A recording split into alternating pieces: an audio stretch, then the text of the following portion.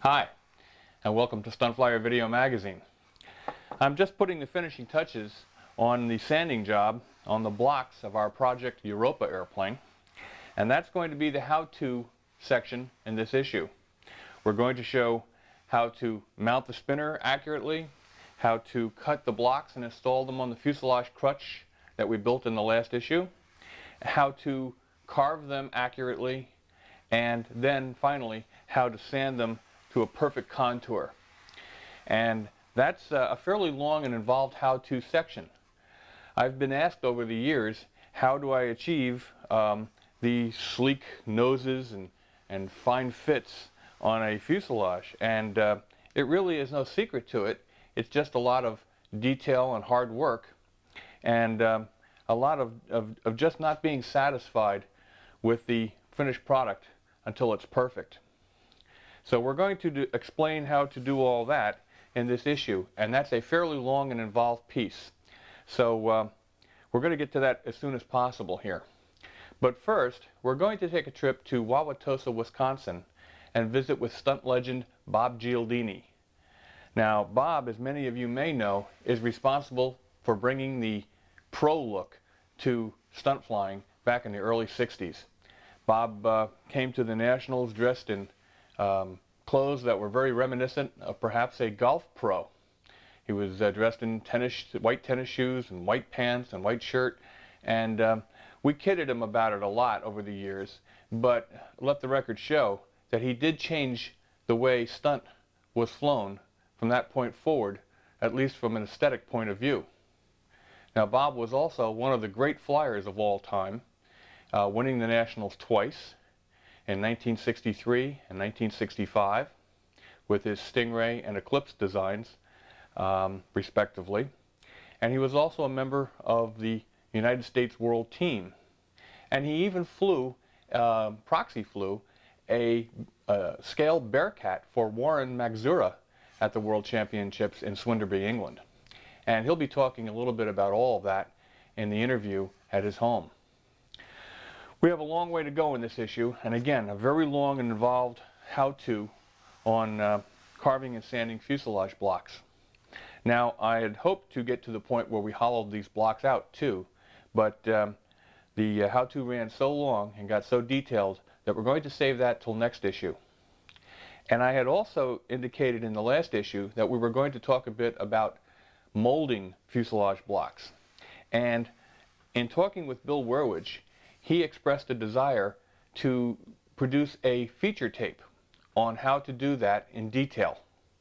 So we're going to hold off for a while on the molding aspects of fuselage blocks and top blocks and bottom blocks, and until we can get Bill in here, and he's going to actually mold for us one of his semi-scale stunners, P-47, or maybe one of the new airplanes he has working. I don't want to let the cat out of the bag, though. At any rate, we have a long way to go, a lot to accomplish. Enjoy.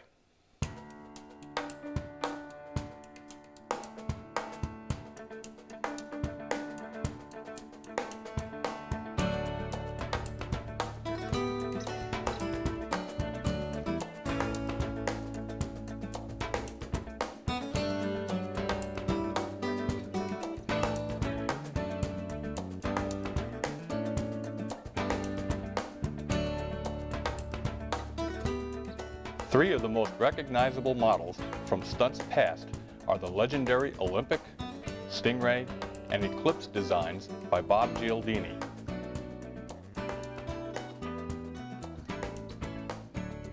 Sleek and stylish, and great performers, they were truly mirrors of their creator's personality.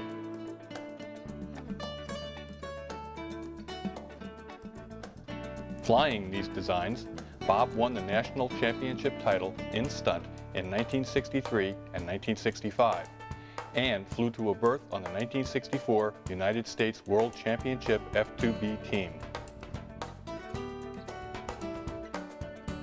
That would be plenty for which to be remembered in this heritage-rich event, but that's just a small part of the Bob Gialdini stunt legacy. It was Bob, with dress and poise normally associated with perhaps a tennis or golf professional, who brought the clean-cut look to stunt. He was the first to present the plane, pattern, and pilot as a package, setting standards for grace in competition that are revered to this day. Bob, often called the classiest guy in the hobby, has always strived to help others and has worked unselfishly to promote and perpetuate our sport. His landmark article on the Olympic Mark VI in the 1963 American Aircraft Modeler Annual still ranks as one of the most informative and technically relevant treatises on the subject of stunt model design and construction to appear in print. Let's now visit with this true stunt legend at his Wauwatosa, Wisconsin home.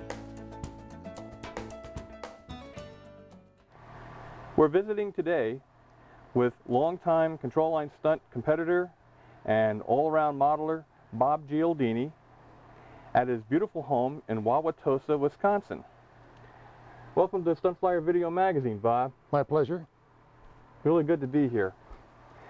Bob is noted throughout the stunt world for many things, but most importantly in my mind, for bringing the professional look and attitude to control line stunt flying. I first saw Bob fly in 1961 in the Nationals in Willow Grove, Pennsylvania. I was just a young whippersnapper then, and Bob was flying in the open category with his Olympic Mark IV? Correct. Mark IV. This was the I-beam version, I believe it was? Yes, it was. And even though I hadn't been in control line stunt for very long, I, like everyone else there, could tell there was something special about Bob's performance. That's where we first saw a control line stunt model exhibit the type of flying which is now referred to as turning on rails. His airplane had a different look than everyone else's. It presented the maneuvers much more crisply, and you could really see the shapes. They were very defined, and Bob pretty much set the stunt world on its ear from that point forward for quite a few years. Bob, I'm sure there was quite a history behind that, though. How did you get started in modeling? Well, first, thank you for coming. I enjoy having you in my room of many, many years of nostalgia for me, because some of it goes back a long time. I was fortunate enough to have an older brother who was also interested in flying free flight. We didn't have control line in those days. And him being 6 years older was a plus for both of us. And first, he would teach me how to do little things that kept me out of his hair. And meanwhile, I was learning. And then he left the hobby to go into service, and I continued on flying free flight. That's about all we had in those days. And what year was this, if you don't mind saying? This would be 1939 to 42, 43. Okay. We didn't have control line. Victor Stanzel had yet to come up with the G line, or the Super V Shark, which had a control handle in it, or control bell crank. Right. The first real control line airplanes I built were the Super G Shark and the Super V Shark, which I've mentioned. And many people don't know this, and I've mentioned it before in other places, that one of the reasons we left free flight during the war on the East Coast, the government asked us not to fly because a free flying model could very well be misinterpreted for a full-size aircraft. So thankfully, the Stanzels came along, and Jim Walker came along. Some of the things that were a little bit different in those days is that we flew clockwise rather than counterclockwise. Back in the days of Harold the Bolt and all? That's correct. Yeah. We had no control handle per se. Our control handle was a long stick with a T on the end that separated the lines. And what you did then was you aimed your stick at the airplane and where you wanted it to go. And that's how it gave you the control that you needed. Did you get much control that way? You could get as much control as you wanted, but it was very cumbersome. I would say that that's transferring from that to a control handle was quite a challenge. Of course, going the other way. And also reversing directions, because of course in our favor those days we didn't have to worry about flying upside down, because that was a long way off yet. If you were able to do a loop, that was enough. Even if you hit the ground, that was enough to go to the local drugstore for a brag for a while. Huh? Yeah, they give you bragging rights for a week. So I guess when we talk about the early years, I encapsulate those in from 37, 39, my first nationals at Dayton. Tagged along as a kid with my brother, and he helped me as much as he could, but he had been away from it for a while. And then we made a very drastic move in our family, and that was moving from the East Coast, also where I learned my sailing. I didn't know you lived on the East Coast. I lived in Larchmont. We were 21 miles north of the city. And while I was flying control line there, or G line, I was also learning how to sail, thanks to a well-known sailor at Larchmont Yacht Club. And little did I realize that would stay with me for the rest of my life. The other great love in your life has been hobbies, has been in sports, has been sailboating. I know that. We're going to go later, hopefully, get a chance to go out on your Sorrento. Well, we'll sure try. And it taught me also that I was not a real good team person. Sailing required teamwork. I had to discipline myself to that continually.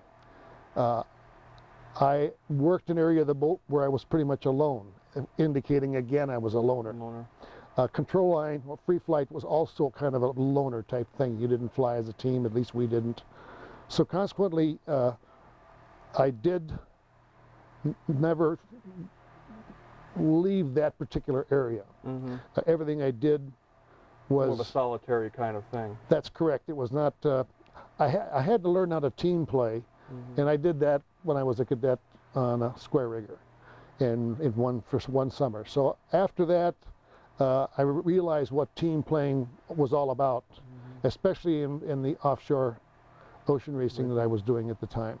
The time then between 1947, 48, when we moved to Milwaukee in 1950, 54, 55, I had done a little RC boating, but it did not offer what I was looking for personally that would attract me. Enough challenge. And I had built a stunt airplane with a Vico 32 in it, a greenhead. It was called the Magician, but it was a built-up fuselage. This was the early version. The old snafu Magician. Then you're telling me something I couldn't remember. That's Larry Scarinzi had one at VSC this past year. That's right, you had told me this. And I had that up in the attic at our home, and I got that out, and for some reason or other I started flying it. And that airplane is the one I learned really to fly inverted on. And this was actually in late 50s then, or mid-50s? Yes, this would be the 50s. Okay. So I played around with that, and I also made some profile airplanes for the Madewell and for the Vivels, and also some of the other engines that were the hot engines of the day, so to speak, until I decided that I saw an advertisement in the magazines for an airplane called the Nobler. Oh yeah. And I knew I was going to have one of those because it would do the flight pattern. So consequently, in 1956, I purchased the first kit for me of the Nobler. First kit in Milwaukee that I know of. No one else was flying them. It was very new. I built it per kit. I did lengthen the nose moment 1 inch with the addition of a Vico spinner. Not so much for the aerodynamics, but I wanted to clean up the cowl a little bit, so it wasn't. Extension shaft in there. That's correct. So I could bring the cowl line back a little bit rather than having it so sharp. You were already thinking about style, weren't you? I suppose that was in the back of my mind, and it carried through from that point on through my career. I guess I always liked to field an airplane that was a little different. I know you have very special feelings about the Nobler. Yes. You know that it. The Nobler was very good to me. The Nobler, in my mind, it was good to everyone. When George designed that airplane, he took many, many Sunday afternoon flyers and made potential contest material out of them with that airplane. Absolutely. That's probably the most significant design in many ways. I mean, certainly there were other airplanes that were significant, but the Nobler was the first one that really brought high performance to the average person. And up until that time, I would say that would be termed the early years, because starting with a Nobler, then I went into a whole different aspect of flying. My focus was changed. It was more pointed. Well, you must have really made rapid development in flying, because if you started that late, and certainly you were very competitive early in the early 60s, you came on strong very fast. I mean, you really learned quickly. Well, with that Nobler, I flew quite a few local contests. As an anecdote to this, in those days, I went to Green Bay. I think many people know where Green Bay, Wisconsin is, for other reasons, to a contest. And when I went in to sign up at the board to fly the stunt pattern, I was asked what maneuvers I was going to leave out. And I said, well, I'm going to do all of them. And he said, oh, great. He said, we've never seen all the maneuvers. And it kind of caught me aback. My problem in those days is I was developing the pattern as far as the geometry of the pattern. The one thing I was not getting into was heights. All of my bottoms were too high, correct. And that was something that had to be corrected, and was corrected in 1958, and it was during the Nationals that all this came about. Up until 58, then the 58 Nationals. Which was Glenview, was it? That was in Glenview. I went to Glenview not knowing a soul. I had to ask for help to release the airplane. By that time I was flying a first version of my Olympic, Mark I, with the twin tails on it. I had made some other changes in it.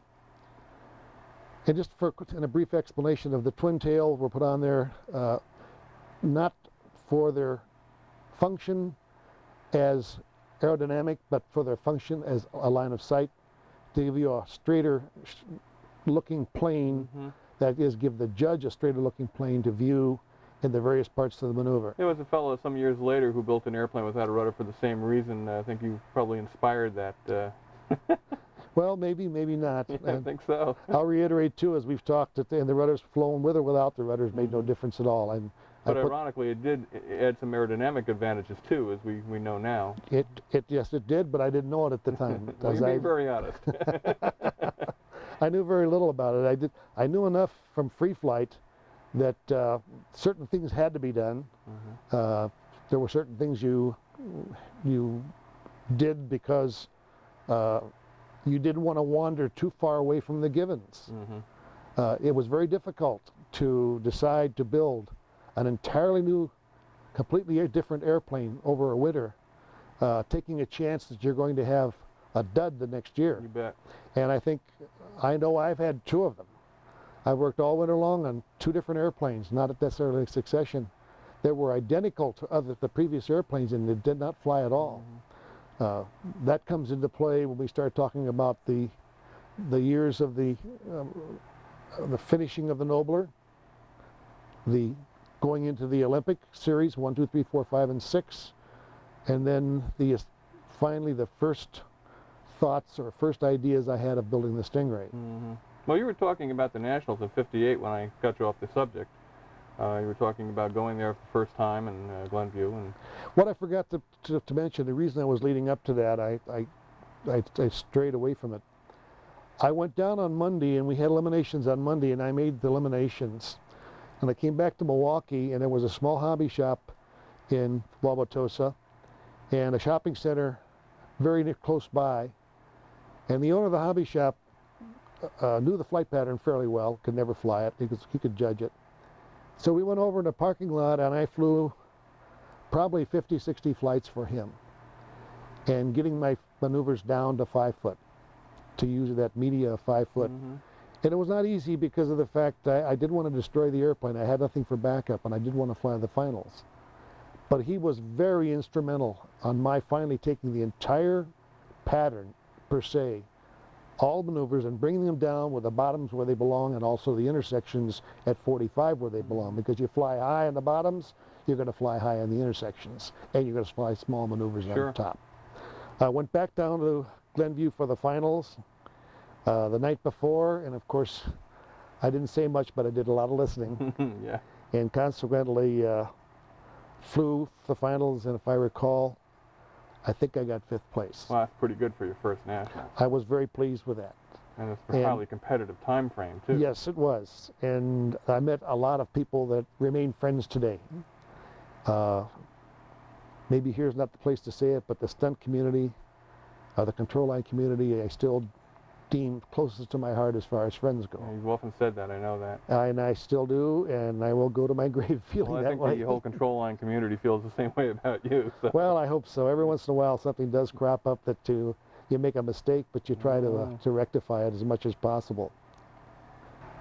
Well, Bob, I know around again, having seen you fly in '61, I was knocked out. And then, of course, I went home and started building model airplanes in earnest because, as I've told you many times and I've said to many people, that it was that performance that week that I saw that started me thinking about flying stunt. I mean, I really, once I saw you fly that Olympic at the Nationals, that was it for me. I wanted to do that.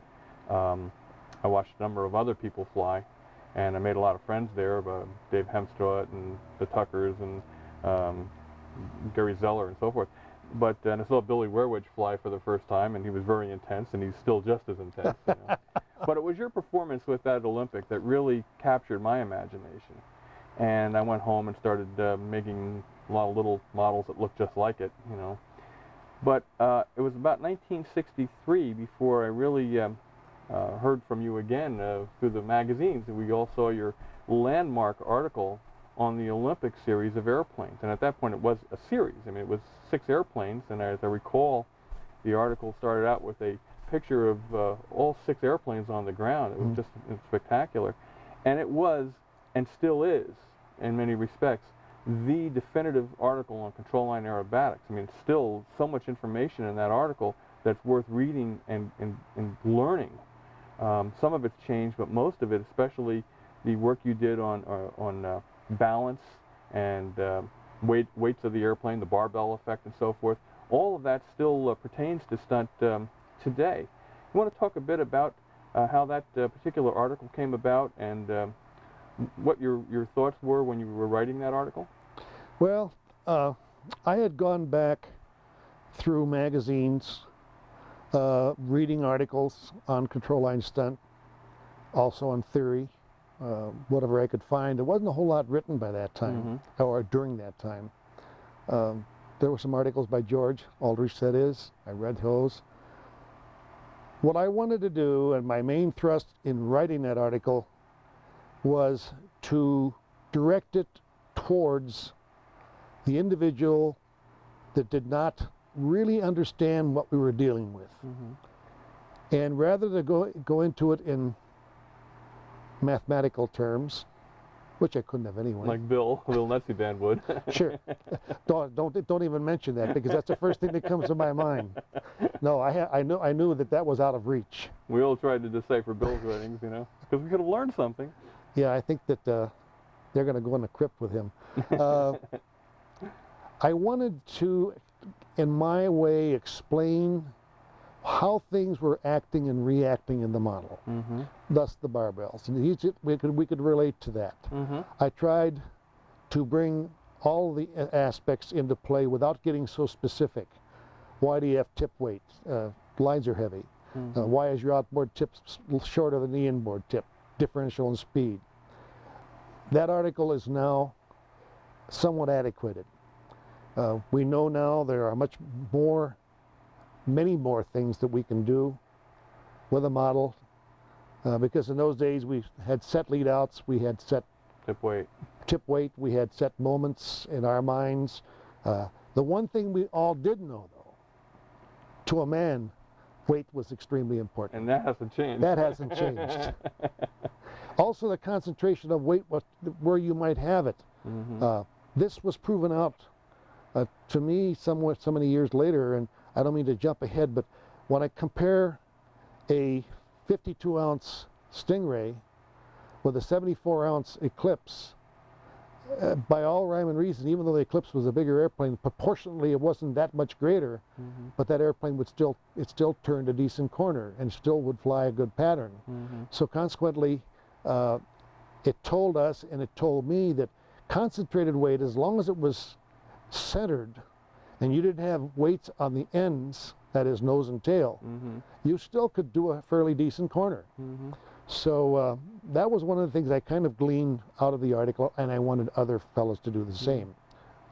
Well, it sure was a landmark article, like I said before, and I still read it from time to time, because not only is it entertaining, but you did touch on all the things that many of the things that are still important. I mean, the balance and the weight and accuracy in building and so forth and so on. I mean, all those things were in that article. It still is one of the few articles that I recommend to everyone who comes into stunt flying to read. It's a piece of history, and you should be very proud of it. I am. And I also want to give credit to the guy that really spurred me into writing this and also did my critiquing, was Bill Netzban. Yes. Bill was very kind. He didn't change anything. He would just tell me or show me how to word it. Bill, I know, went to bat for me with Al Lewis. To get it published? To get it published. They were very kind in chopping very little out of it. I reduced the article myself by about 8,000 words because that they weren't that pertinent to what I was trying to say. And this is where Bill came in and said, look, do this, do this, do this. And it was still a very long article. Yes, it was. And they both, Al Lewis that is, and Bill, thought it was a little too long, and they were exactly correct. So, well, not from our point of view. We would like to have seen it go the whole magazine, actually. Well, I think my gray matter ended. I didn't know much to go beyond where I was. Well, Bob, in 1961, when you flew the Olympic to a third place, I believe it was that year, a number of us thought you should have won it, but Lou was there with his big impressive shark, and that was pretty interesting too. I mean, there was a lot of people doing some very interesting things in that time frame, but certainly your performance was among the best at that Nationals when you took third place.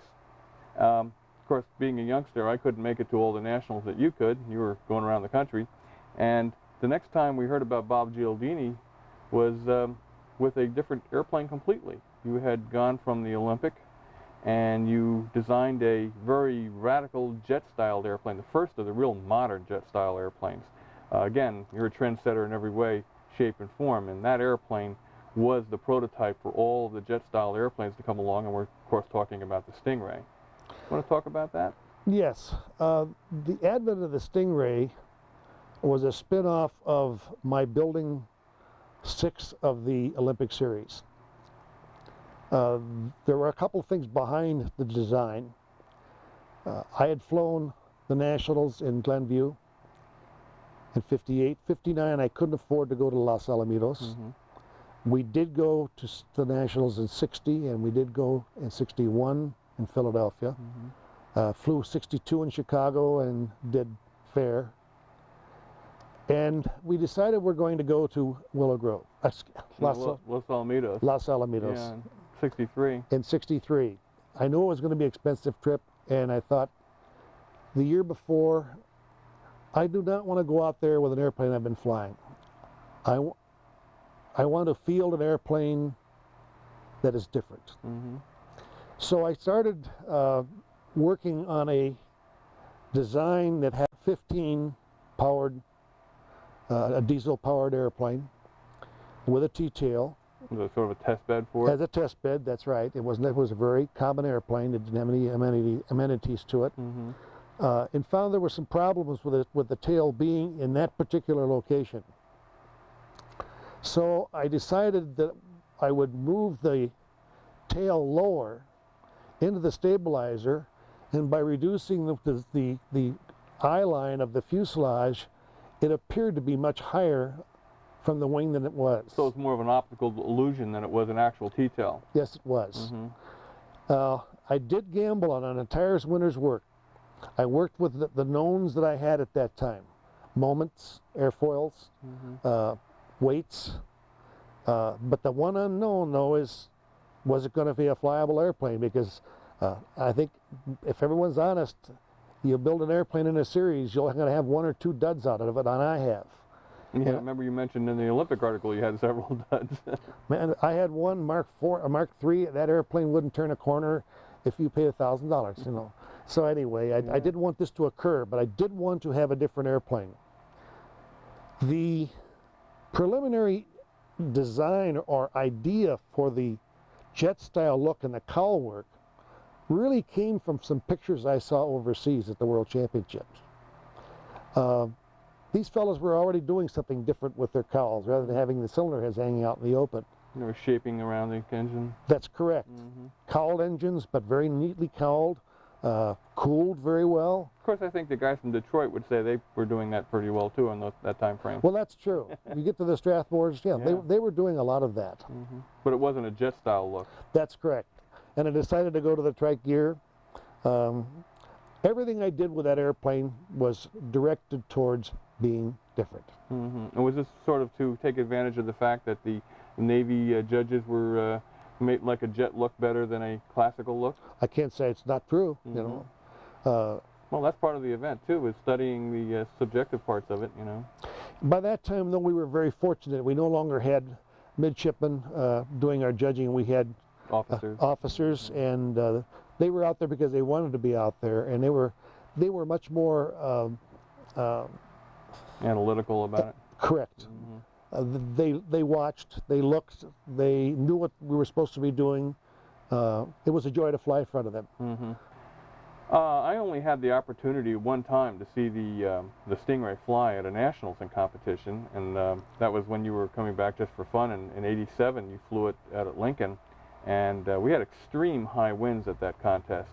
And the thing I remember most is that little Stingray with that, I guess you had a Vico in it at the time. A Merco. A Merco in it at the time, that's right, a Merco engine, went through that incredibly high wind better than any of the state-of-the-art modern airplanes. And it's pretty interesting to see. And for that reason, I'm going to build a Stingray as my next choice of a classic airplane for Tucson. I've always wanted one of your airplanes, and the Stingray is certainly the most dramatic looking of your designs in my mind.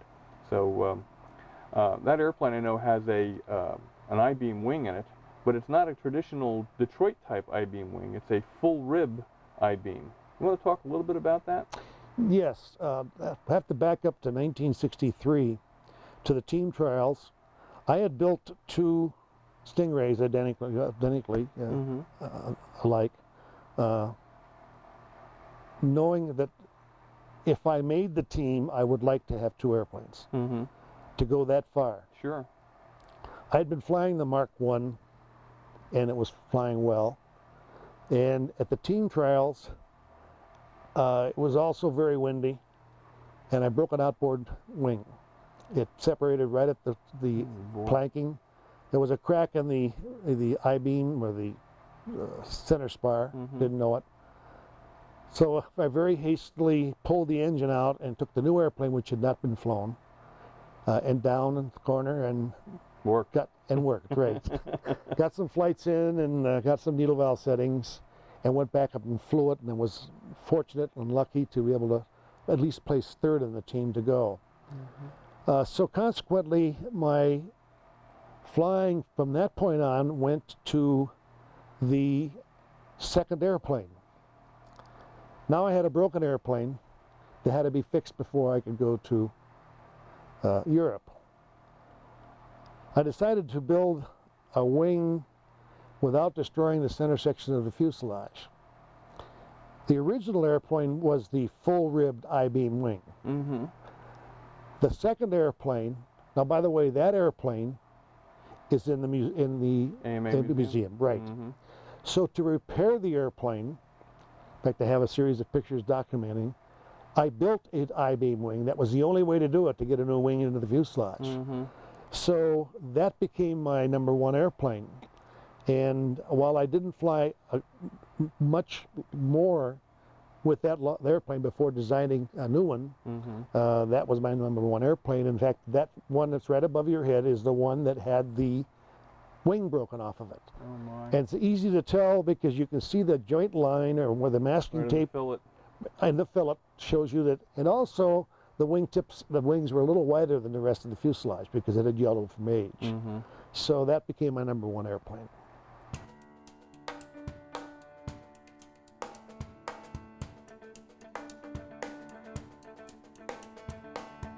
We decided to take the Stingray outside for some overall shots.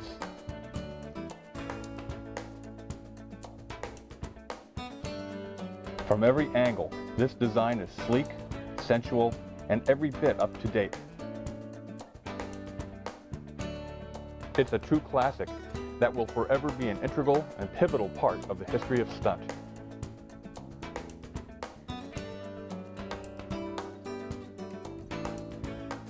During this shooting session, the winds began to rise, and like any true sailor, Bob's thoughts turned to the water.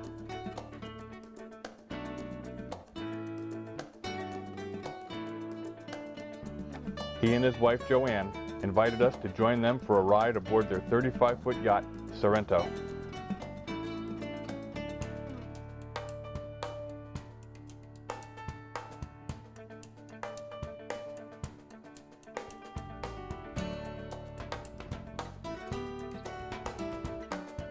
With the city of Milwaukee as a backdrop, we headed out onto Lake Michigan for the perfect finish to a memorable visit.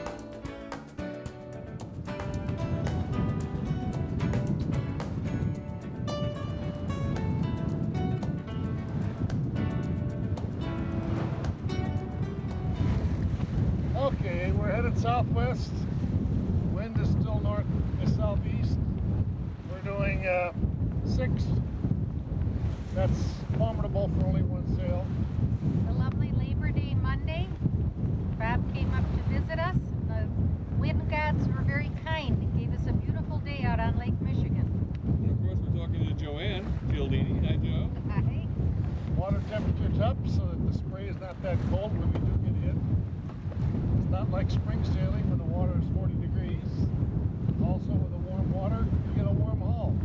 So it's warmer down below than it is in the fall, in the spring, because when the water is cold, the hull is very cold inside. We're about 10 miles, 8 miles out of Milwaukee Harbor, and there's many boats out today enjoying this beautiful Labor Day weather. Well, we sure have enjoyed visiting with you too. Well, we've talked about it for so many years. Never thought it would come to attrition, but it has, and we're tickled to think that you're here.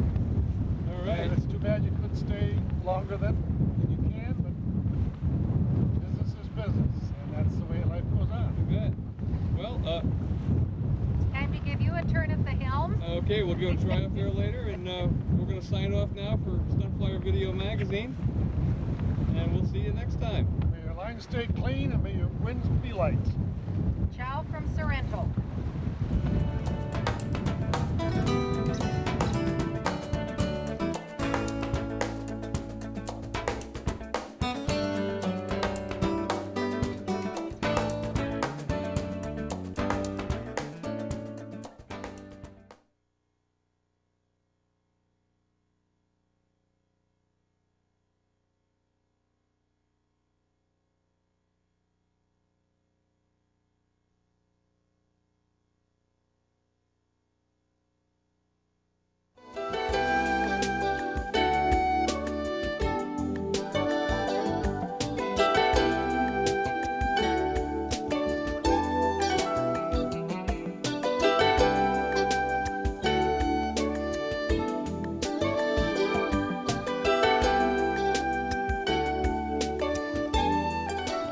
In the last issue of Stunt Flyer Video Magazine, we built this fuselage crutch for the Europa design.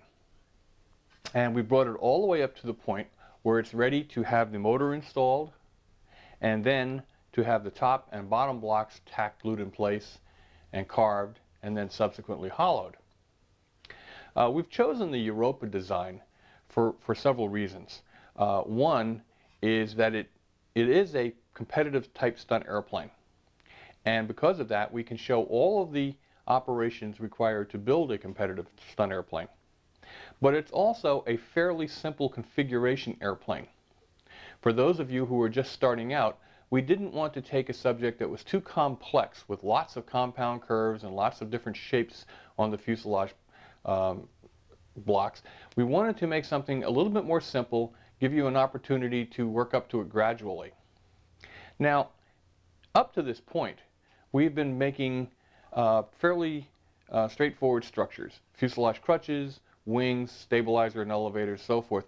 Nothing with very much shape to it except the stabilizer tips and the wing tips. And we do get a chance to show our creativity there by carving and shaping the tips.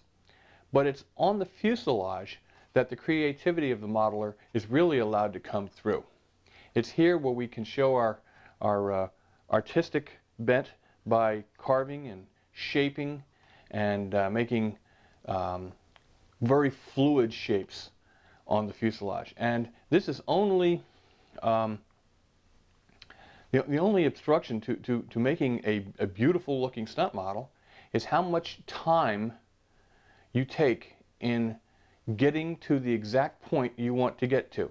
In other words, if you see a shape in your mind, and that's what you really want that fuselage to look like, you first have to engineer the fuselage so that it's possible to achieve those shapes. And that means the proper thickness of wood and so forth. But you also have to see it in your mind, what you want, and then not be satisfied until you achieve exactly what your mind's eye sees.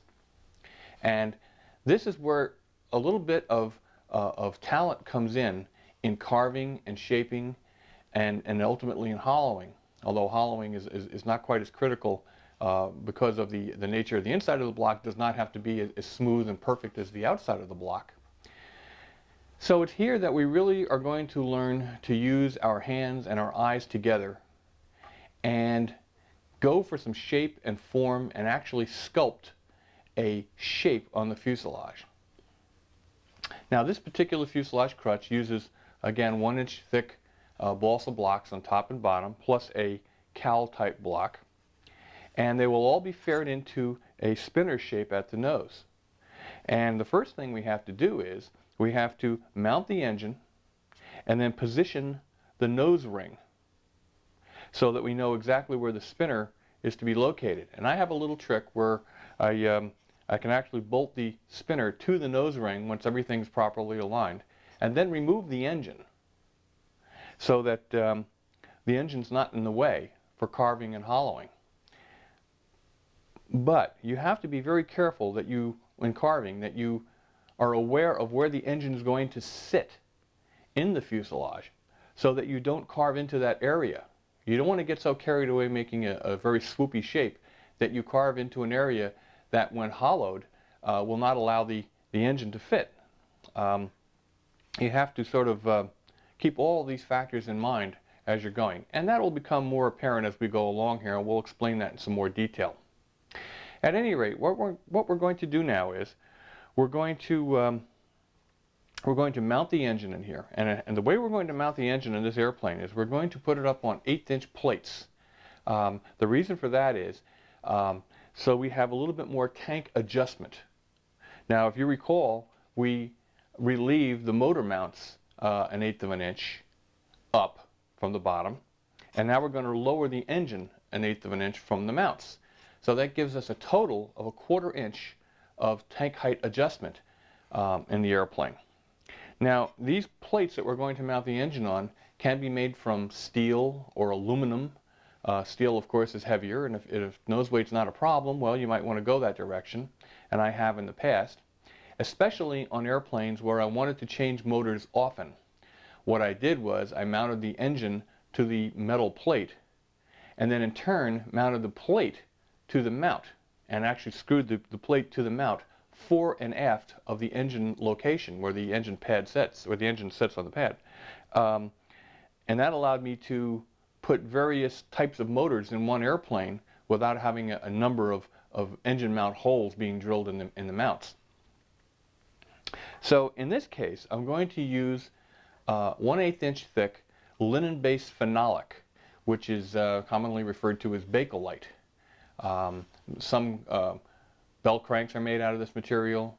It's very useful material in engineering because it has a lot of good properties of bearing qualities and so forth.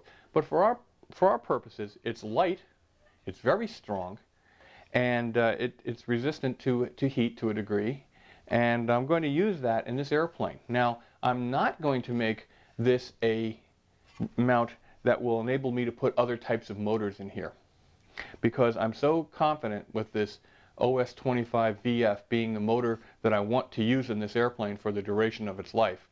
And I've done a number of experiments with different types of motors in the original Europa series, that I've decided that the OS-25 is going to be the motor of choice here, and so we're going to mount it directly to the mount and drill the holes in the exact same spot that they're in on the engine mount lugs, right on through the mounts. However, we're still going to set it up onto 1/8" pads to give us that tank height adjustment we talked about. So let's go ahead now and install the engine. Here's where the engine pads will sit on the mounts. Make these from either 1/8" thick linen-based phenolic or from aluminum, as shown in this sequence.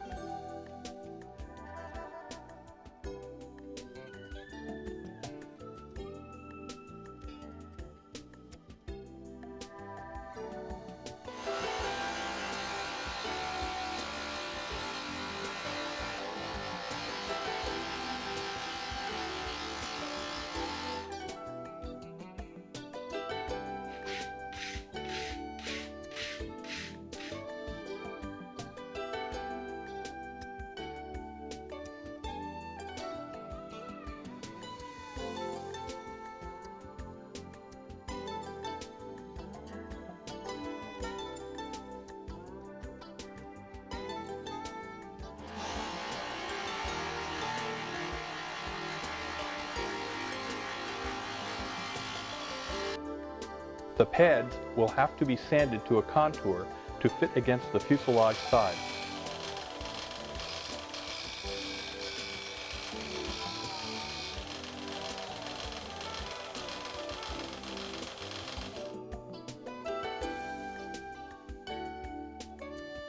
Lay out the 1/8" light ply nose ring as shown here.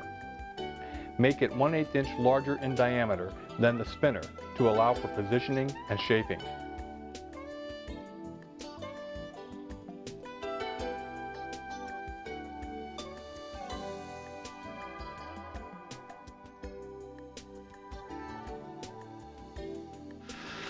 Drill a saw blade starter hole and then saw the nose ring to shape.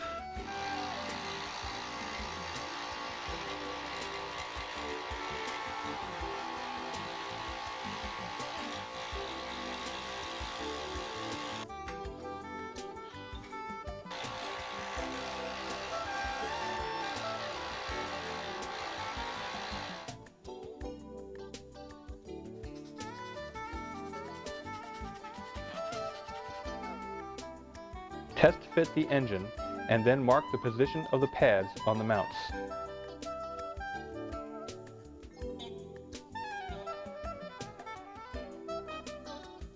Tack glue the pads in place with a couple of dots of CA glue.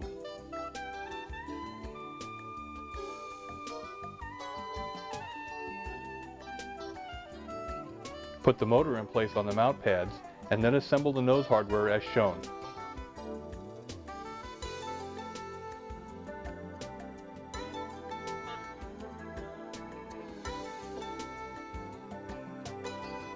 Note the broken prop hub spacer.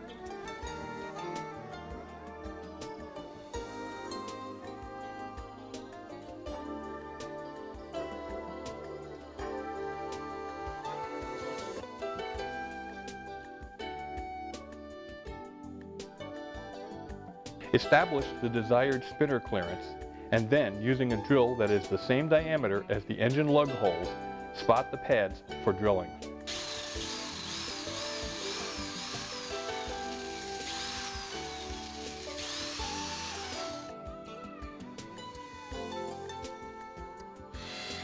Drill the pads and mounts using an accurate drill press.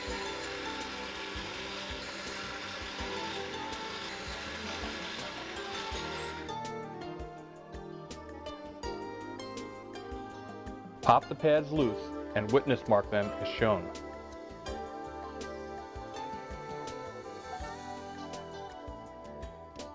Buy a package of 440 threaded inserts and install them as per the instructions on the package back.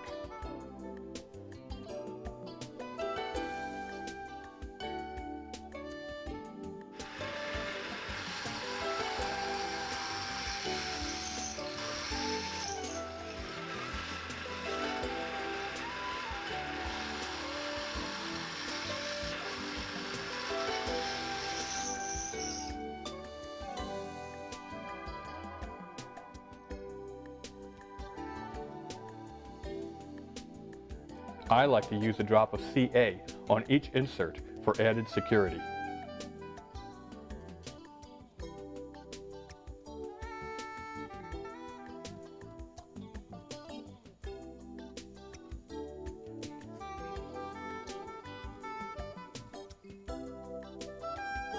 Now, mount the engine using 4 440 machine screws.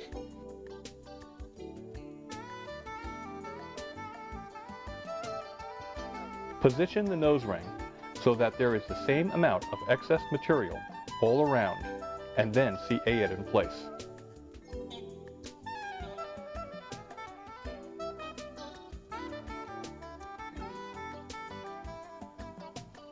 Scribe a pencil line around the spinner backplate onto the nose ring as shown. Remove the engine.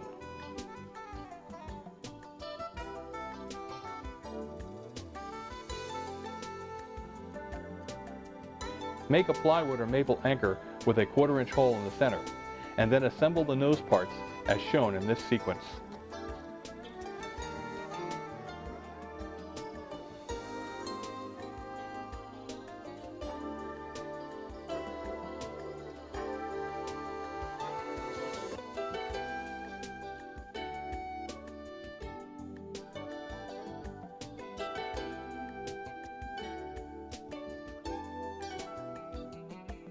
Carefully line up the spinner backplate to the pencil line and tighten the prop nut to clamp the assembly against the nose ring.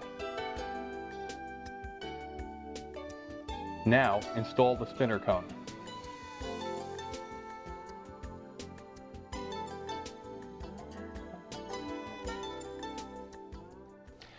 Well, that should explain how we mount our engine and locate our spinner on the light ply nose ring. As you saw, we used the little tap inserts, the little threaded brass inserts into the hardwood motor mounts. I've been using these for several years. I really like them. They're a lot more durable than a blind net would be positioned on top of the mount. They're threaded their entire length, and they grip into the mount extremely well, and if you do everything properly, they don't break the edges of the hardwood motor mount, and they're in there for the duration of the life of the airplane. Again, we put a 1/8-inch light ply nose ring in place, and we showed how to locate that accurately, and then in turn how to locate the spinner on the nose of that nose ring, on the front of that nose ring. And then we remove the engine and then clamp the spinner in place accurately against the nose ring. This will allow us now to cut and install the blocks and carve them right into the shape of the spinner without having to have the engine mounted in the airplane. And when we put the engine back in, everything will line up perfectly again on the nose ring, and you won't have a problem. You probably can't see it too well here in this angle shot, but as you recall in the last issue we showed how to mold the front of the fuselage into the spinner shape, and this matches almost perfectly. We're going to have very little sanding to do on the fuselage sides at this point to get the sides to mate into the spinner. Absolutely perfect. However, we will have to cut into the sides on the top and the bottom because they're still square where the spinner is round. And there's going to be a point here where we're going to have to put a block of balsa wood in either corner of the front of the fuselage on both top and bottom, so that when we do carve into that area, we carve into some balsa and not into open air. Now you can go ahead and carve it without these balsa pieces in there and then put them in afterwards and carve and shape them. But there's no reason not to do it right away. So we'll put those pieces of scrap stock in the corners of the front of the airplane, both top and bottom, so that we can get a fully rounded shape at that point. Now, when you lay out your blocks, I prefer to buy large blocks. I buy blocks in large sizes, 3 inches by maybe 2 inches, in some case 3 by 4, or even 3 by 6 if I can find a good light block. Anytime I find a block or call up a balsa supplier and ask him if he has any large blocks, and he says yes, in a good weight, I take them. And these blocks all come from Lone Star Balsa. Riley Wooten of combat fame provides really good wood to the stunt community, and I highly recommend you try his wood at least once. Now, what I'm going to do here is I'm going to block sand one surface of this long block, and it's fairly straight, and if it were not straight, I would then bandsaw a straight edge onto it and then block sand that smooth and then lay out from that edge. And you'll see in the time-lapse section we're going to go into here in a minute what I'm talking about. And you want to get wood that's wider than the fuselages you're going to be using it on. Now, for instance, this is a little over 2 1/4 inches wide, and this piece of balsa is 3 inches wide. And the reason I order wider balsa wood than the fuselage is because sometimes, as you can see in this block here, you get a block that is not perfectly straight. This block has a significant bend to it, and that's going to be fine because we're going to cut a piece out of that. So make sure you get pieces that are wide enough to be useful. Something else here I want to talk about. When you draw a fuselage side view, or you get a plan for a fuselage side view, it's a one-dimensional drawing. You really can't see the compound curve and the effect it has on the eye. The optical illusion it creates is significant. And it will, when you carve a block and shape it round, it will tend to make the fuselage look thinner from top to bottom than it looked on the drawing. So for that reason, I like to lay my blocks out about 1/8 of an inch oversize, a little thicker top to bottom, and then when I carve and sand everything in, the actual shape I was looking for comes into play. It actually looks the way it should look, the way it looked on the side view. But if you were to start with the side view dimensions and carve it to shape, it would look somewhat thinner than it did on the side view. It's an optical illusion caused by the compound curve and the light bouncing off of it. But be aware of it, that if you want an airplane to be a certain thickness and look a certain thickness, you may have to start out making it just a hair thicker before you start carving. Well, that's enough said on that subject. Well, it's time now to go ahead and lay out, cut, and tack glue these blocks to this fuselage crutch assembly. Now, in this case, there's going to be a top block, because it's an all one-piece top block, and a bottom block that goes from about this position here, about, let's say 4 inches back from the angle of the cowl area here. You can see this. There's a straight section going back about 4 inches. So there's going to be a block here going the full length back to the tail from about here. And then our cowl block will be made up either of 1 piece or 2 pieces. You can actually use this angle on the front of the fuselage and put a straight block down to the bottom and a straight block in here and mate them with a scarf type joint. And I've done that successfully, and I may opt to do that on this airplane because sometimes it's hard to find a piece of wood that's deep enough to do this job. And even if you have wood like that, it's better to save it for top blocks and other parts of the airplane. So we'll probably end up making the cowl block out of 2 blocks, making a block from the rear of the cowl block to the rear of the fuselage, and of course the top block all in 1 piece. So let's go ahead now and lay these blocks out and tack glue them to the fuselage. And then what we're going to do is we're going to sand those blocks so they're flush with the sides of the fuselage. And before we start carving, we're going to come back here live and we're going to talk a little bit about a technique for installing scoops and rudders and cowl openings and so forth. A technique I've come up with that I like very much that leaves an accurate land on the block. So you don't have to carve a perfect round and then try to mate a scoop or a rudder to a round shape. We're actually going to carve a accurate land for each of those components. But we'll discuss that later on. So let's go ahead now and lay out and install the blocks. If the block you're going to use isn't true, trim the edges as shown in this sequence.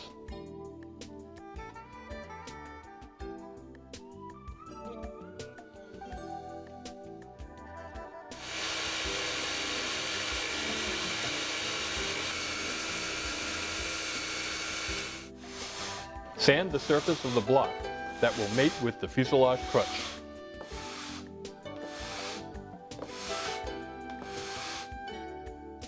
As mentioned, I like to make my blocks slightly thicker than the plan indicates. Mark the plan accordingly.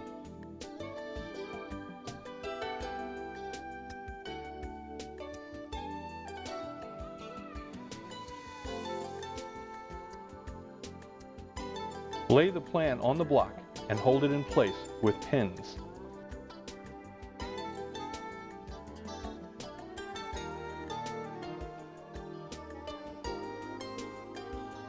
Use pin punches through the plan to denote the outline of the block's shape.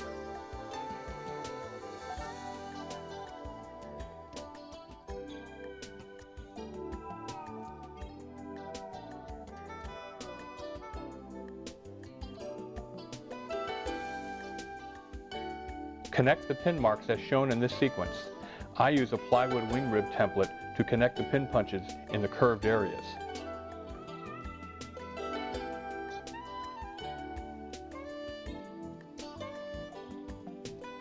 I prefer to connect the pin punches freehand in the cockpit area.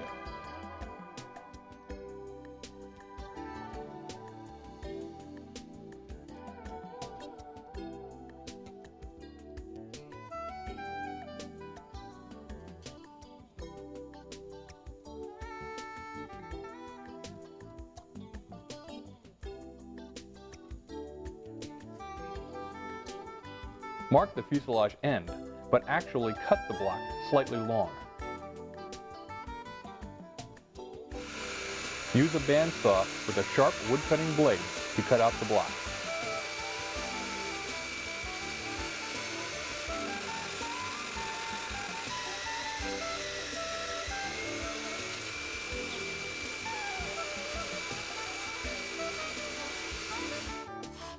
Use a dowel-type sanding block to smooth out the cockpit opening area.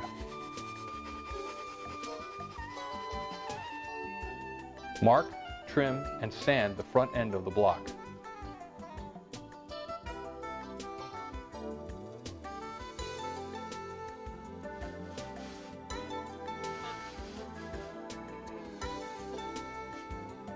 Lay the block onto the fuselage crutch, hold it firmly in place, invert it, and then pin it securely.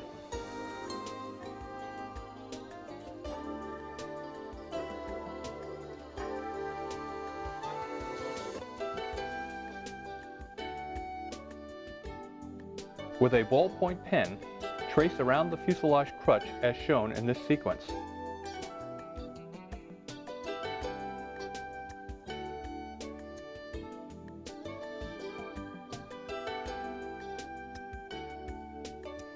Now remove the pins and take the block off the crutch. Finish the pen outline in the stabilizer area.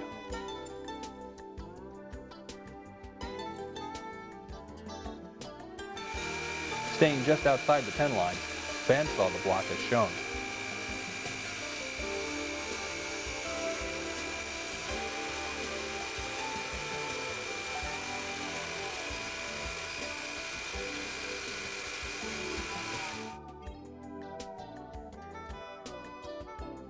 You will need to install balsa filler pieces in this area. I like to make these pieces to cover the entire top of the mount in the engine compartment area.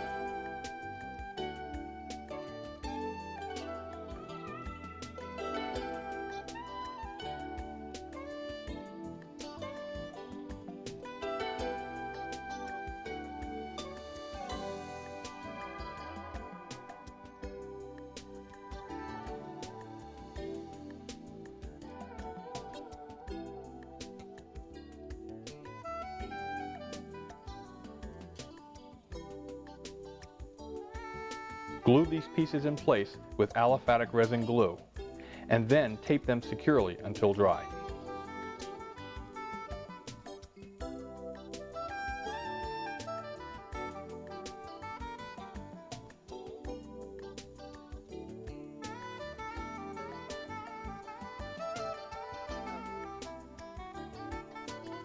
Install filler blocks in this area of the fuselage crutch too.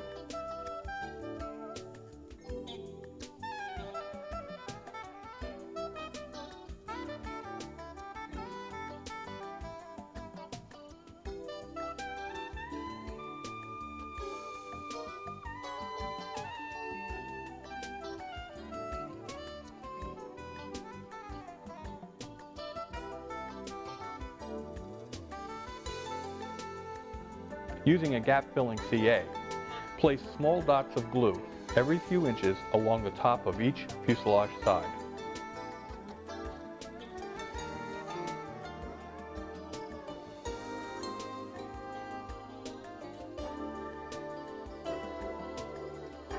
Carefully position the top block as shown and hold firm until the CA cures.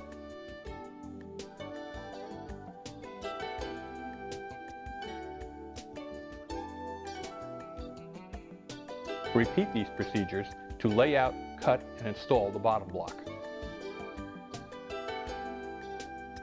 The rear of the cowl block must fit perfectly against the bottom block when it is seated on the fuselage crutch.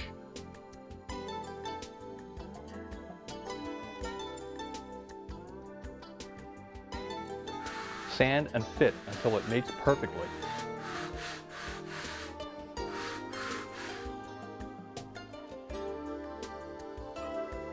Mark, lay out, cut, and install the bottom cowl block as shown in this sequence.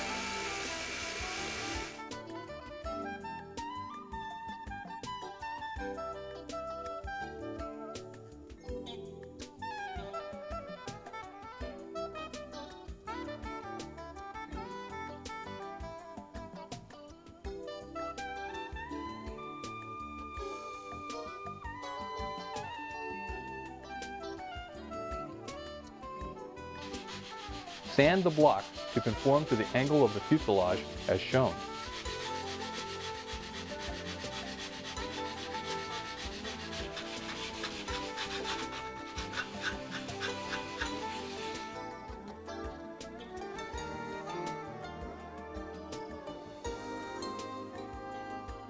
Mark the plan to indicate the shape of the front cowl block, and then lay it out as shown using the pin punch method.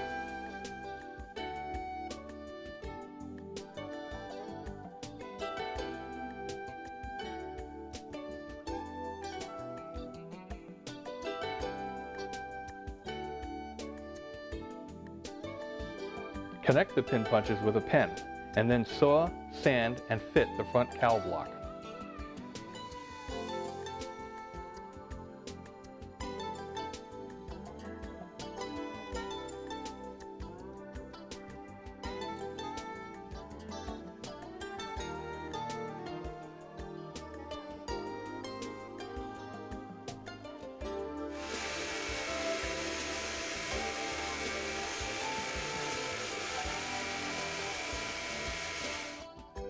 The position of the spinner clamp on the nose ring will require you to relieve the front cowl block to fit.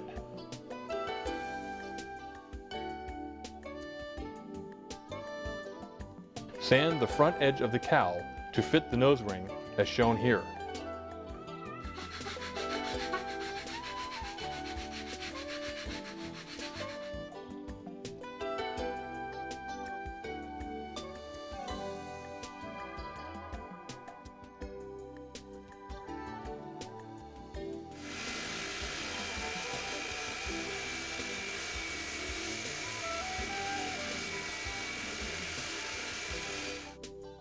Both CA glue and aliphatic resin will be used in the next step. Apply aliphatic resin to the face of the rear cowl block and smooth it with your finger.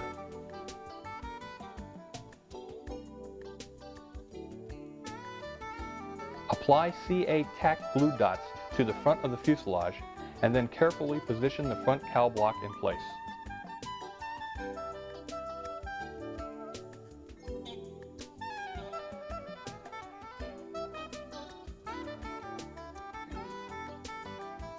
Use masking tape to clamp the block in place and let it dry overnight.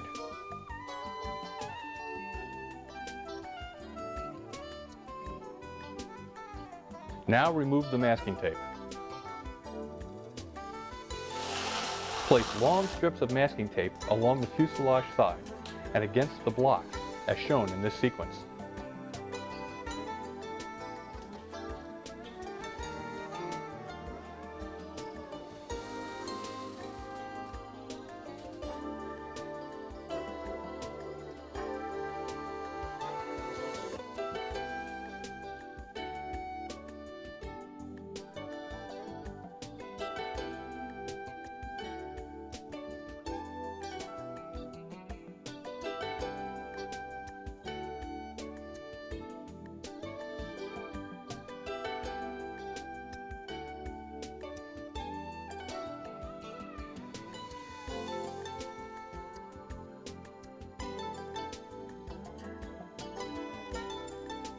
You will need a number 26 blade knife, a T-bar sander fitted with number 120 grit sandpaper, and a particle mask for the next operations. Trim the rear end of the blocks with a Zona saw and then sand them flush with the tail post. Now, using the number 26 knife blade, carefully carve the excess wood from the blocks to bring them near flush with the fuselage sides.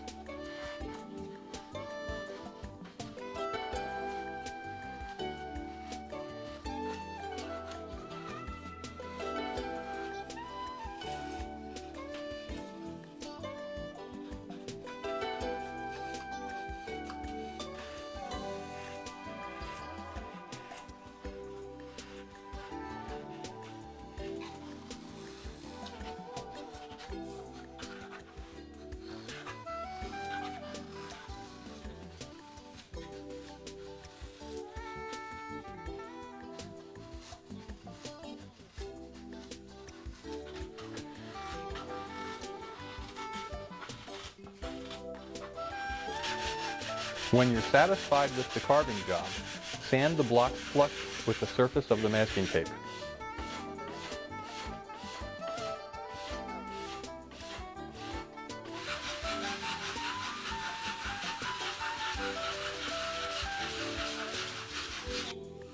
Remove the masking tape and finish sand the blocks flush with the fuselage sides.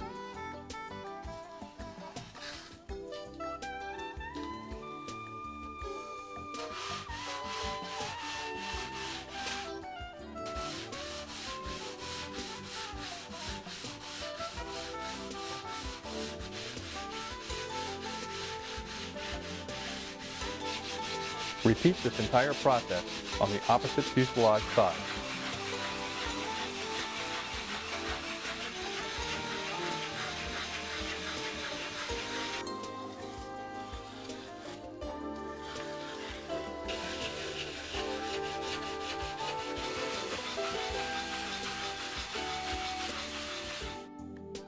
Measure to find the center of the block and put pen tick marks in several places as shown here.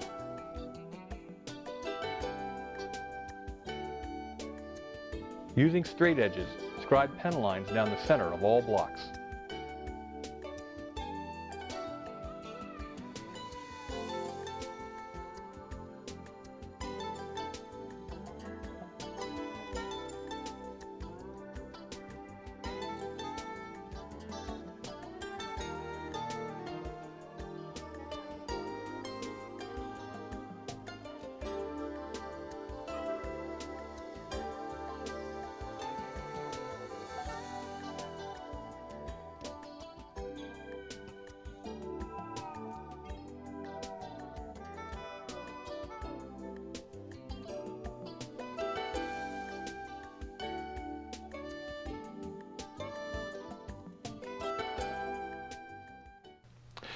Well, now we have the fuselage blocks, top and bottom blocks, and the cowl block trued up to the fuselage sides. They're flush with the fuselage sides. And we've measured across the top of the top block and across the bottom of the bottom block, and we've put center lines, tick marks for center lines along the length of the fuselage, and then we've drawn a center line right down the top of the top block, and of course along the bottom of the bottom block, and right on up the front of the cowl block to the spinner. Not only does this center line allow us a guide to where to stop the radius when we're carving and sanding to get a perfect half radius on the block on either side, but it also allows us to position templates for the scoop in the case of the Europa, and for the fin in the back. We're going to put plywood templates, we're going to tack glue them right onto the center lines, and this will allow us to carve the fuselage shape right up to that point and leave a land, leave a place where the fin in the back can be attached perfectly, and a place where the scoop in the front can be attached. We don't want to go ahead and fully round the fuselage in those areas, because then it would be more difficult to get a good mate to the base of the fin and the base of the scoop. Now, we can also take these plywood templates and we can use them to achieve the shape of the base of the fin and the base of the scoop. In other words, we're going to tack glue them to the fin laminations later on and sand the fin into those shapes, and when we pop them loose, the fin will then fit perfectly onto the land left on the fuselage. And that will become more clear as we go along here. As you can see, over here we have the template for the Europa fin base, and also the template for the Europa front scoop, and also a piece of wood that's the exact shape of the cowl opening. Now, this piece will not be tack glued in place. It will be glued in place permanently, and we'll carve and sand right up to it, and then we'll punch through it with a Dremel tool fitted with a sanding drum, and we'll actually open that piece up to about a 1/16 of an inch perimeter thickness after we're done carving the cowling.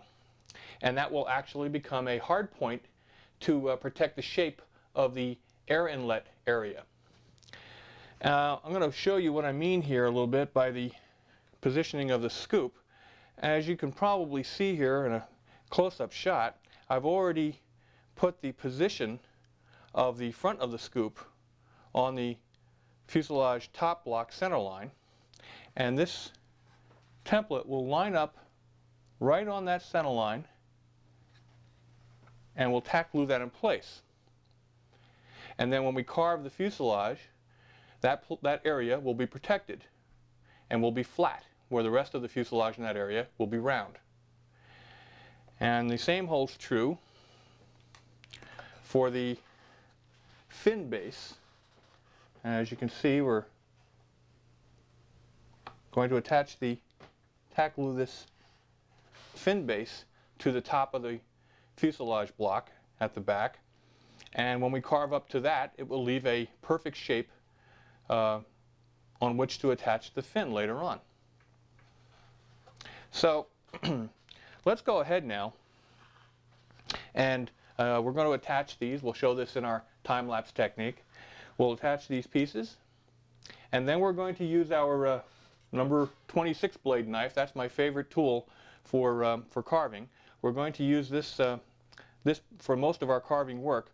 Although if you're more comfortable with a razor plane, by all means use that. Some people like a knife, some people prefer a razor plane. Now I'll do a section of the fuselage with the razor plane just to show how that works. And the razor plane I use and highly recommend is one available from Hobby Lobby. It's called the Solingen razor plane. And as we get into this section, we'll show that razor plane in some detail. So it's time for the fun part now, which is carving the fuselage. Now, just like in Volume 1, Number 4, where we did the flat plate type wingtip, and we showed how to carve the leading edge pieces for that wingtip, carving the fuselage is very similar to that. When you carve, the object is to take off the high points. You want to start by making a cut, and then adjacent to that cut will be two ridges, and you want to remove those two ridges and then proceed just like that, taking off the high points as you go. And we'll show that in some close-up detail so you can see it. But carving is an acquired skill. It's not something you can learn overnight even by watching a video. It's something you're going to have to practice an awful lot. And go slowly and try to visualize in your mind the exact shape you're trying to achieve, and then go for that shape. And the old machinist adage holds true here, that we have lots of taking off tools, but very few putting back on tools. So take your time and work slowly, and make sure that, especially when you get close to the finished shape, that you're not taking off too much in any one area, because if you do, you're going to have to either make a whole new top block or fuselage block, or you're going to have to adjust your thinking to incorporate that shape that you mistakenly carved into the fuselage, into the airplane. And that means you're going to have to duplicate it on the other side. So the message is clear. Work slowly and carefully and achieve the shape you want to achieve. This is the fun part. Let's get going.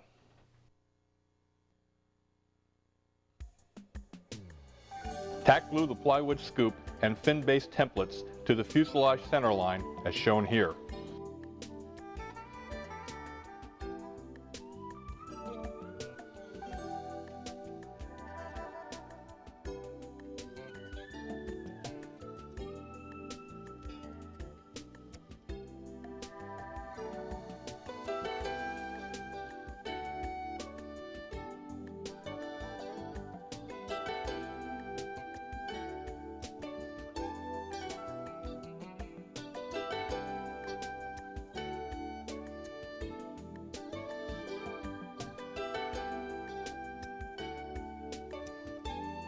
Permanently glue the plywood inlet opening shape to the front of the cowl.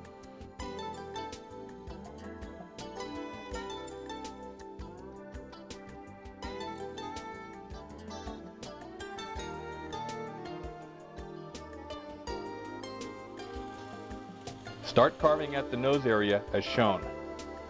Make a cut and then remove the high or ridged areas on either side of that cut and proceed as shown in this sequence.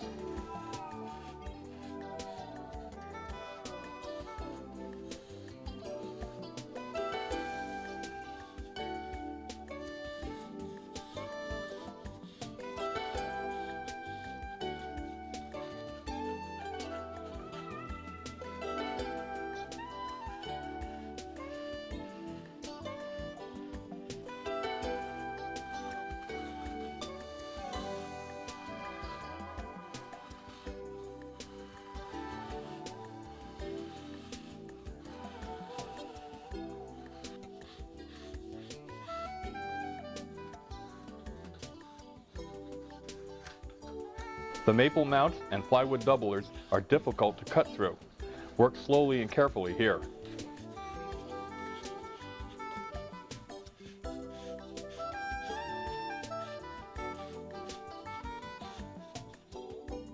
Check the progress of the shape often.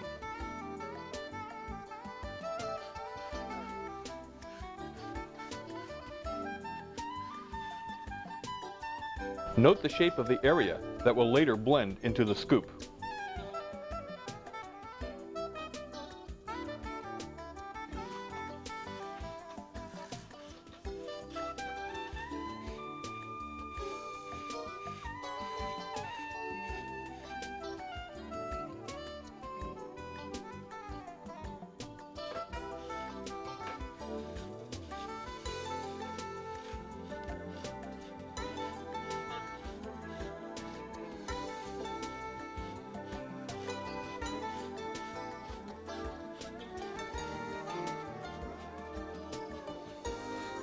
Note the scooping action of the knife blade in this area.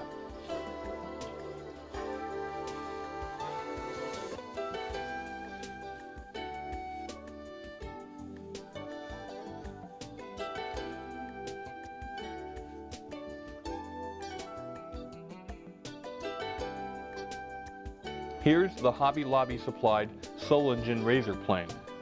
It's fitted with an extra sharp double-edged blade. Work the razor plane the same way you would a knife, taking off the high points as you work a round shape into the long, straight sections of the fuselage.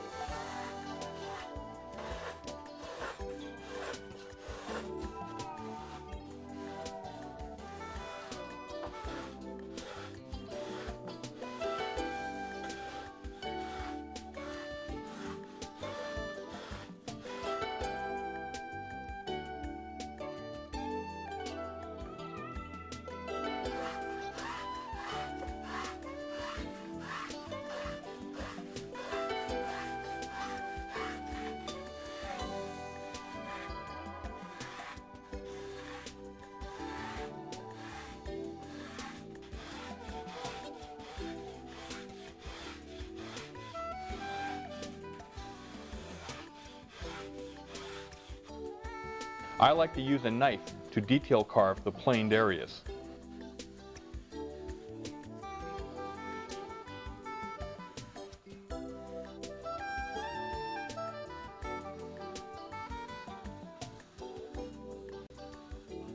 I also use the knife to blend the compound curved areas around the fin. Using an incandescent light mounted just above eye level, check the shapes as shown.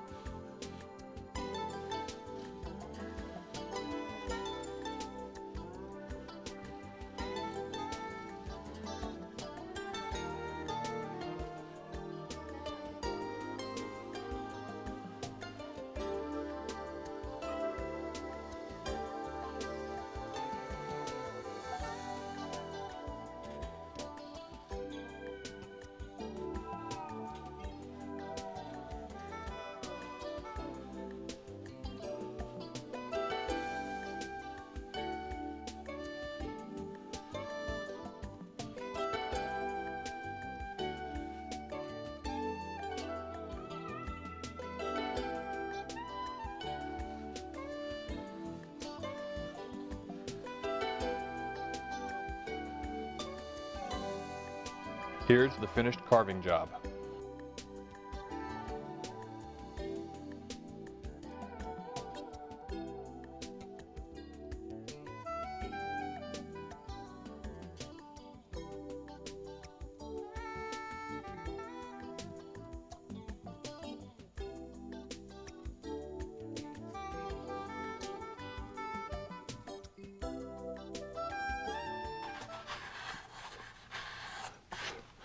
Well, that should give you the idea about carving. What you have just seen in real time took approximately 2.5 hours to complete. Now, I've carved a number of fuselages over the years, and I've got it down to a point where I can do it relatively quickly. You might think that 2.5 hours is not pretty quick, but it is. A fuselage like this, for those of you who have never done one, should be an all-day affair to carve, even a simple fuselage like the Europa. You want to take time, like we said before, to make sure that you get all the high points and carve everything so that it's perfectly rounded, there's no low points or high points, and everything has a nice even shape to it.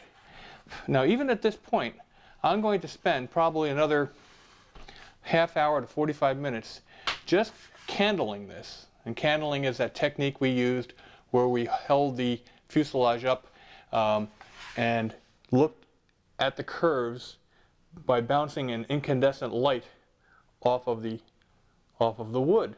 And in doing this, we can actually see the high points and the low points and get an idea how perfect the curvatures are.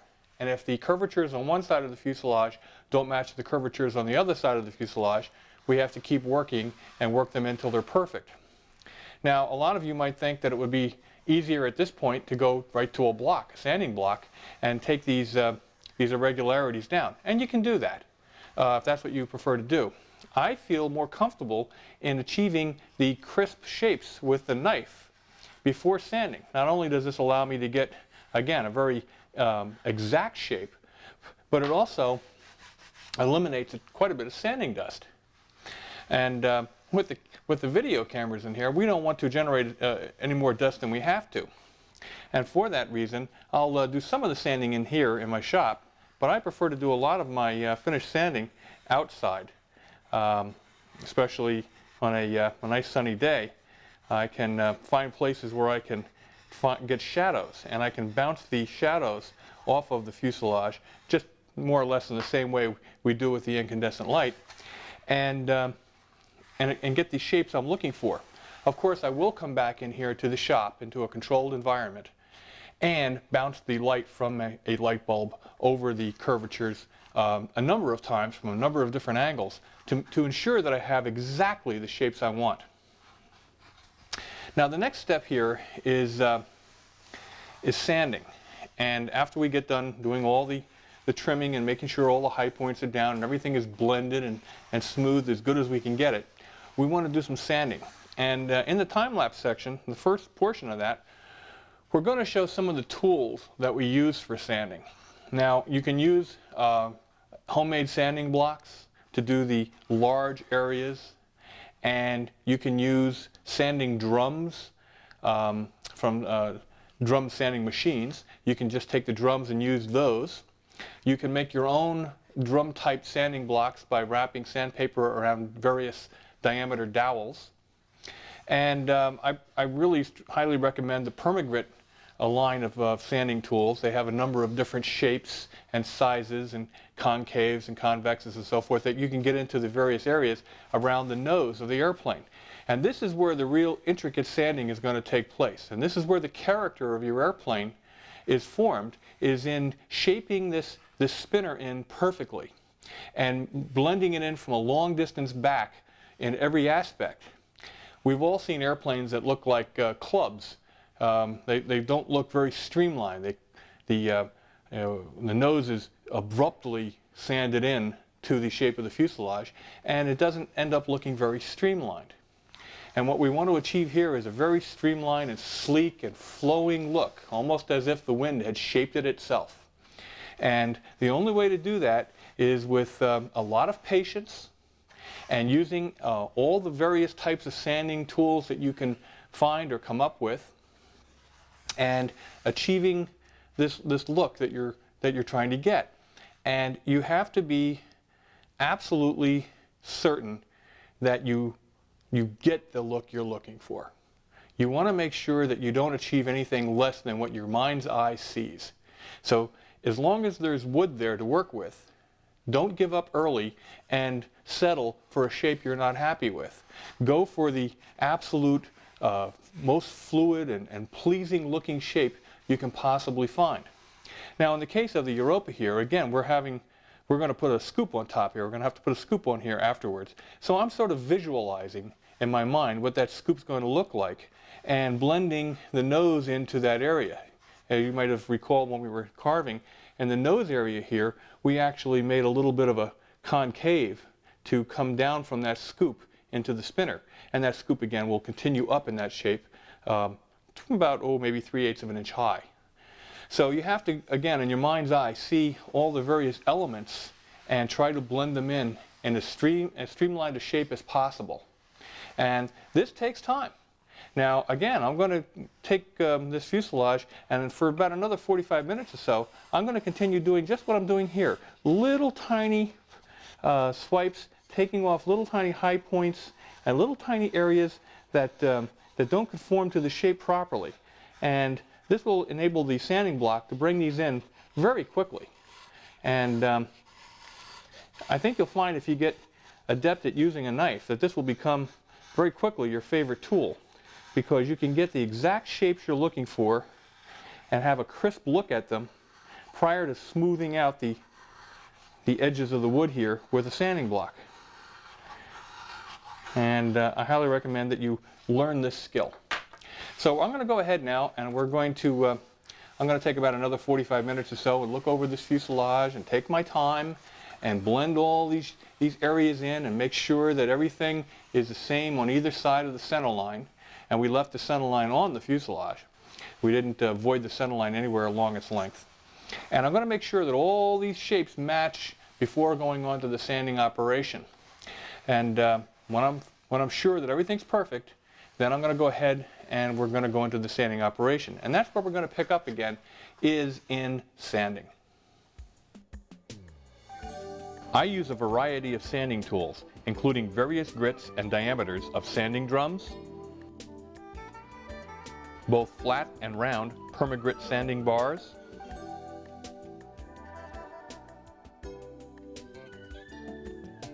aluminum T-bar sanders fitted with various grits of sandpaper, and even some custom-made tools like this small maple detail block, which is fitted with 120 grit paper. I also like to make my own foam back sanding blocks. I use 3M 77 spray adhesive to glue the sandpaper to the thin foam pieces as shown in this sequence.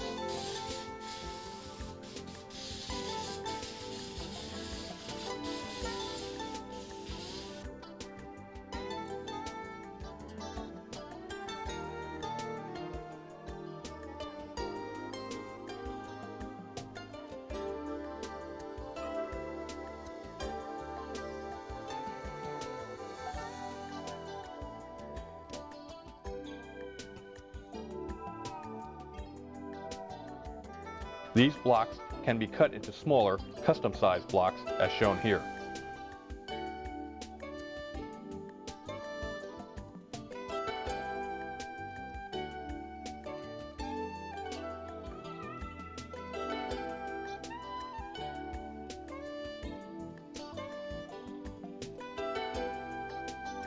The light plywood nose ring and the areas where the maple mounts are exposed adjacent to soft balsa are the most challenging to blend smoothly.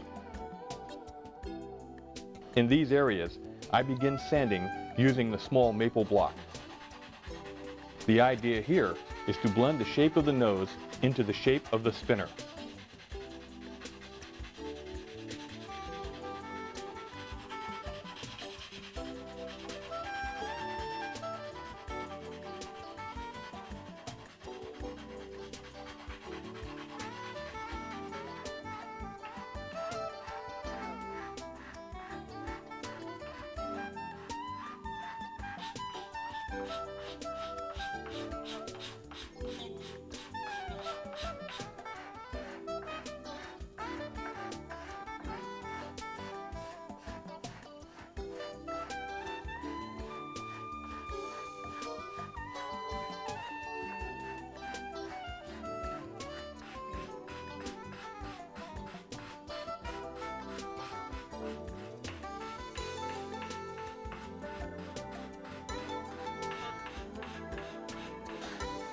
The flat permagrit sanding bars are also useful in this area.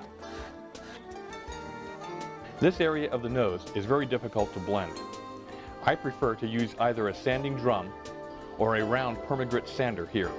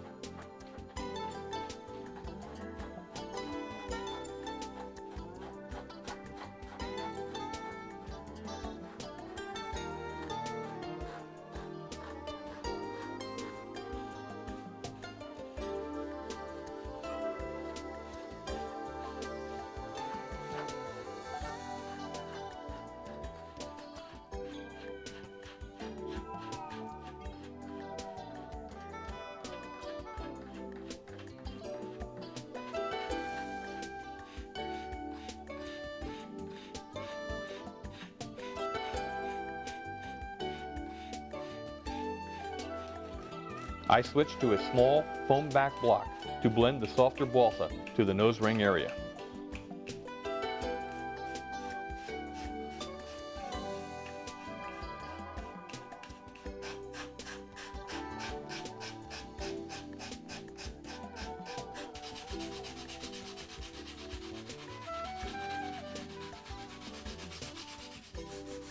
Continue to blend the shape using the foam block as shown.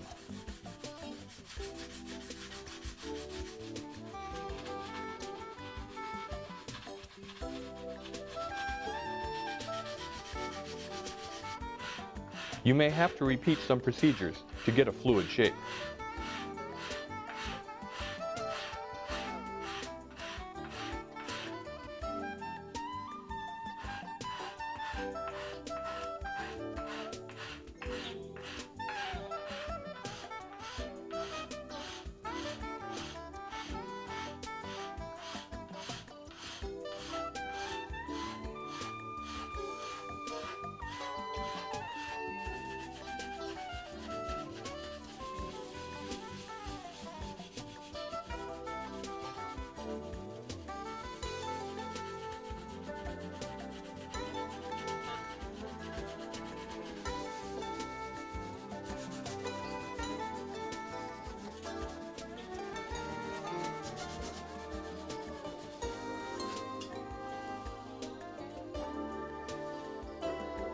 Check the shapes often using the incandescent light.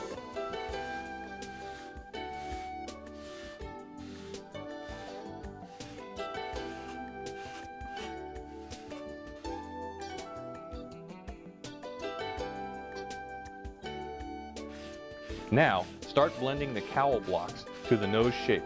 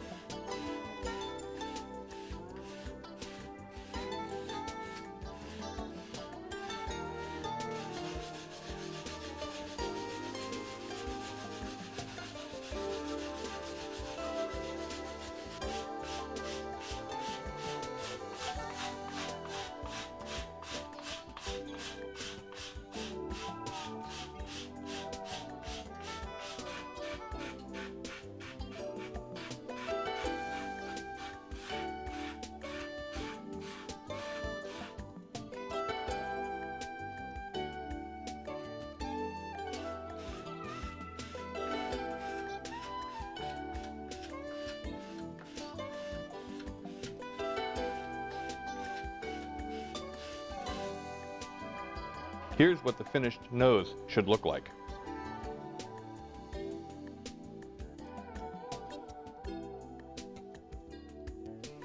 Switching to the aluminum T-bar sander, blend the long straight sections of block to the fuselage sides.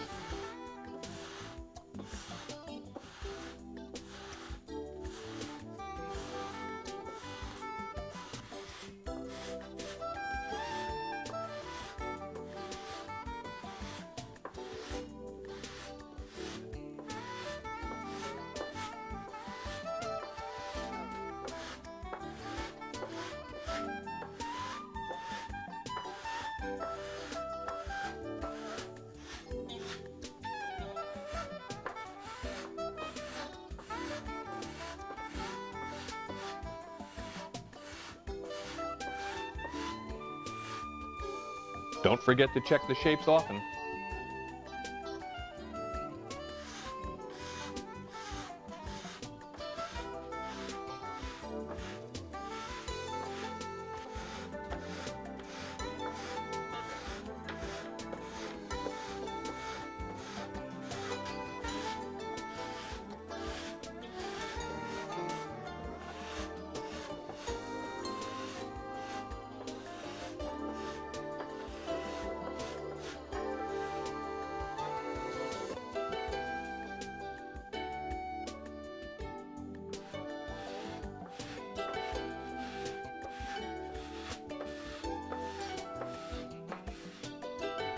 Blend the area around the fin base using a foam back sanding block.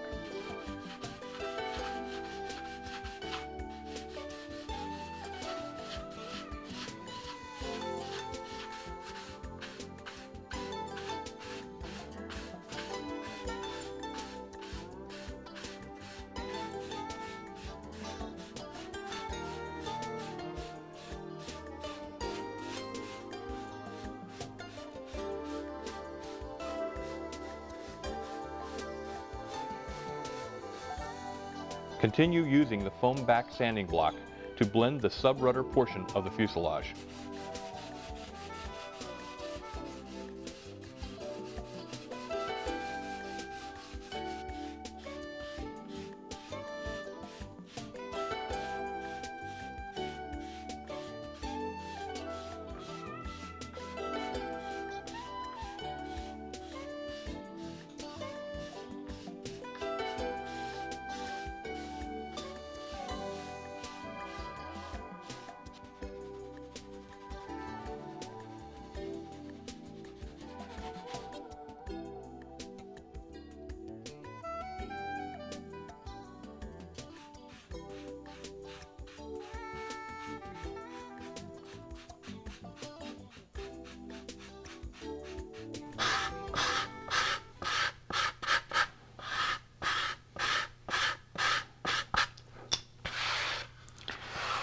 Well, that's about how we sand a fuselage.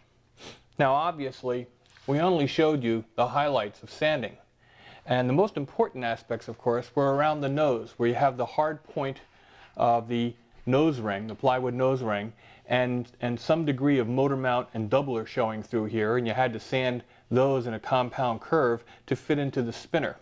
So we spent a little bit more time in the compound curved areas of the nose, because this is a real focal point of the airplane, and everybody seems to look at that, and that's what we meant before about not having a club nose type airplane, having something that's very sleek and streamlined and flowed and blended.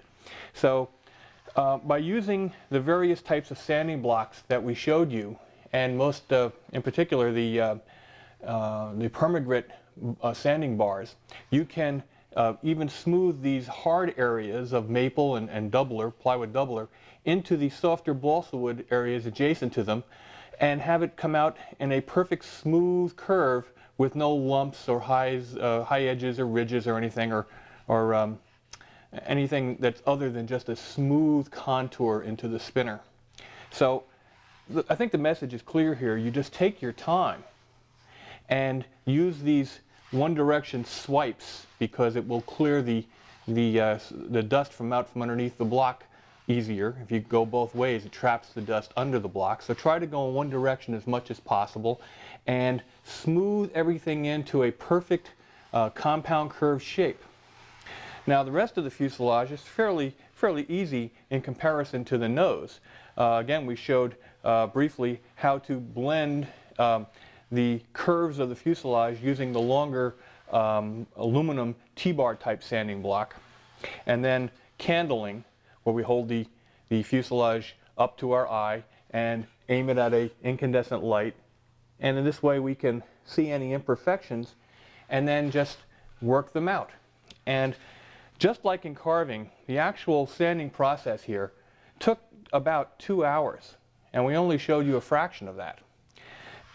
It can take a lot more than 2 hours. And matter of fact, I'm going to continue working on this fuselage and candling it and going with finer and finer grit papers now, going down from I was using 120, I'll go to 220, and down on to maybe even 300. I don't find it necessary to go down to 400 anymore because I'm not going to be covering this fuselage with silk span. I'm going to be using the 2/10 carbon veil, and that doesn't seem to be as critical on the sanding of the balsa wood underneath. You can go a little bit coarser paper and it doesn't seem to mind. As a matter of fact, if anything, I think it helps. As you can see in these areas back here where we had the fin base tack glued to the top. Now that's been flowed and blended very carefully using the styrofoam back sanding blocks.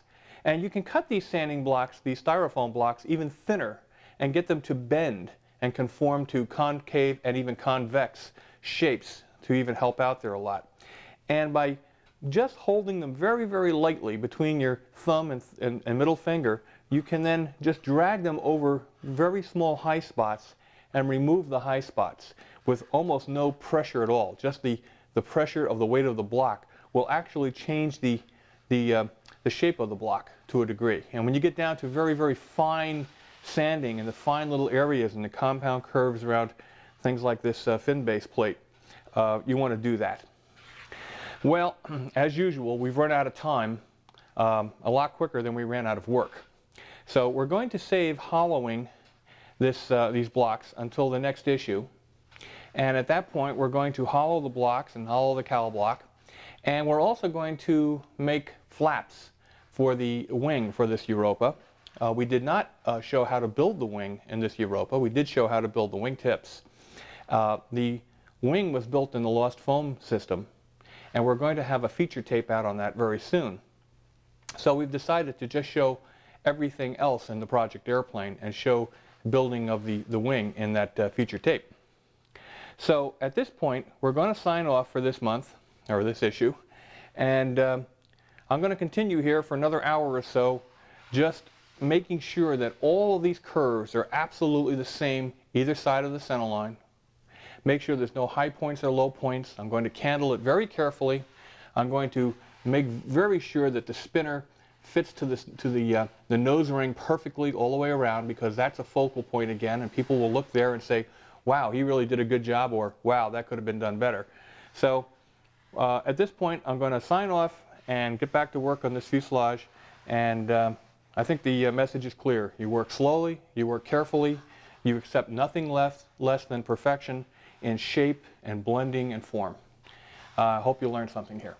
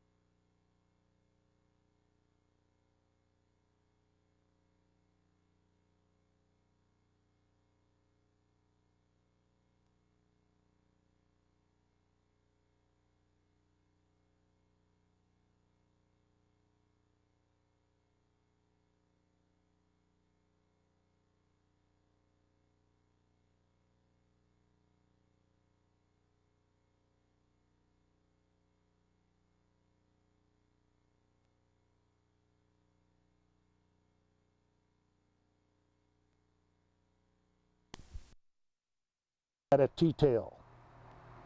I used a little